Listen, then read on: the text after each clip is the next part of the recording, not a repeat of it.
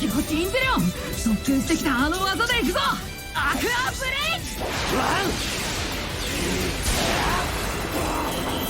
ウ伝説のポケモンレジロック。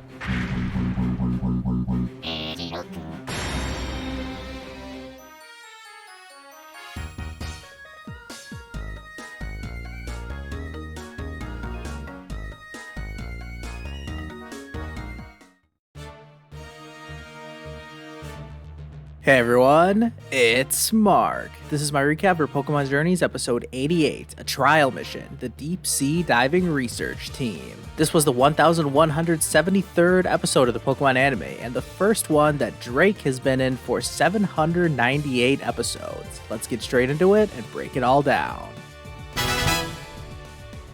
The episode doesn't waste any time, we don't even get the usual Ash and Go's Dreams intro, instead we just get a quick recap of Project Mew. By the way, these guys got dub names now. Professor Hodaka is now Professor Amaranth, and our two chasers are now known as Danica and Quillen. With that intro out of the way, over at the Cerise lab, it's time for Go to pick his next trial mission. The one that stands out to him is catching a wild Kingdra, as he thinks that it'll be easy, saying that he can catch Pokemon better than anyone. Krissa and Ren bring up some data on Kingdra, including the seemingly irrelevant detail that when Kingdra and Dragonite meet, a battle ensues, but that will become important later. After explaining how Kingdra can be extremely difficult to catch, Go is now far less confident in his abilities, but Ash is there to cheer him up, throwing Go's line right back at him that he can catch Pokemon better than anyone, right? So the boys head out to the coast of Slateport City, thinking that they may find some Kingdra there, or at the very least, a Seadra. This scene was not super notable, but it was funny when Go failed so hard at throwing a Pokeball underwater. They eventually find this piece of something, but immediately they get shot out of the ocean by a Wailord. This catches the attention of a nearby ship, and the person driving it sure looks familiar. Ash and Drake kind of recognize each other. Well, they get each other's names wrong, but that's no big deal. Drake tells the boys that he will help them catch a Kingdra, but they have to help him with his treasure hunting.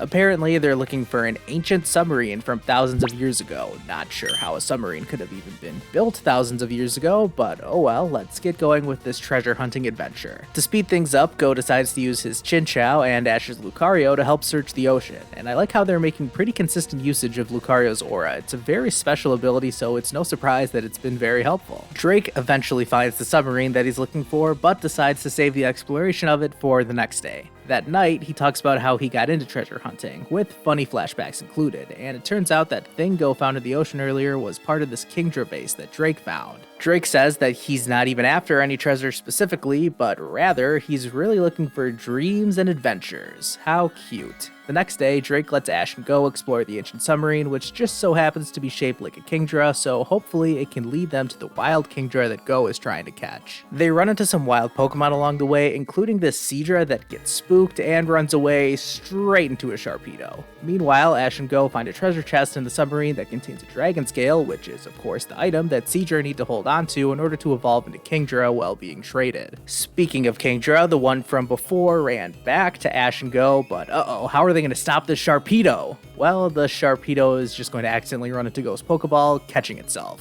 Wow. Go decides to give the Seadra the Dragon Scale as a gift, and then asks if it knows where any Kingdra are. It leads them further down into the ocean, where Go makes the reckless decision of getting sucked up by a whirlpool, thinking that it will take him to a Kingdra. It doesn't, but this is when Go remembers the fact from earlier about how Kingdra tend to get into fights with Dragonite. Luckily for Go, he just so happens to have a video of Ash's Dragonite battling Iris on his phone, and somehow the audio comes through clear enough that it attracts a Kingdra over to him. How did this work? I don't know, but whatever. Go calls out Inteleon to help him catch the Kingdra, but this wild Pokemon isn't going down without a fight. After getting blasted away by Dragon Pulse, Go is saved by Ash, who managed to follow him here. Go sends out Mantike next and has it use Ice Beam all around the cave, trapping Kingdra. This is when we get to see Inteleon break out Liquidation for the first time, which was pretty cool, and this attack gives them enough time to send a Snipe Shot assisted Pokeball towards Kingdra, which of course catches it. Our heroes celebrate another successful trial mission, but they immediately gets sucked out of the ocean by another current or whirlpool, but Go does manage to catch a glimpse of a very happy Seadra on his way out. After having his newly caught Kingdra blast them to the surface with a Dragon Pulse, we get this weird looking ending shot, but the episode isn't over just yet. Over in, well, we have no idea where this was, but Quillen and Danica are there. After Danica confirms Go's Kingdra capture, they walk up to this tomb that's holding a Regirock. We see them square up to the legendary Pokemon, but that's it.